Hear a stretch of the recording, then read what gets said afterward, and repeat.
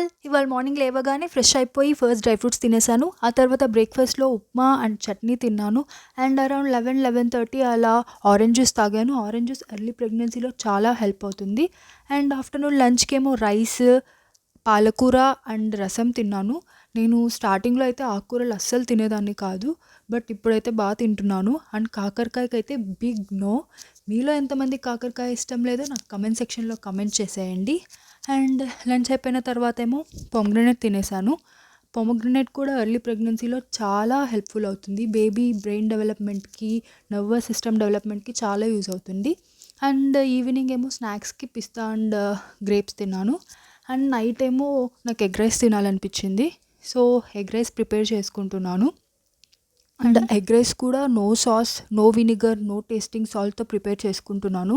ఎందుకంటే ఈ ప్రెగ్నెన్సీ టైంలో కొంచెం ఈ ఫ్లేవర్స్ యాడ్ చేసిన థింగ్స్ అన్నీ అవాయిడ్ చేస్తేనే చాలా మంచిది. సో అదే హెల్తీ కూడా బేబీకి, మనకు కూడా. అండ్ ఫైనల్‌గా ఎగ్ రైస్ అయితే రెడీ అయిపోయింది. ఆనియన్స్ లేకుండా మనకి బిర్యానీ అండ్ ఫ్రైడ్ రైస్‌లో అస్సలు దిగవు కదా! So onions mandatory. And that's all for today, guys. Bye bye. Take care. Good night.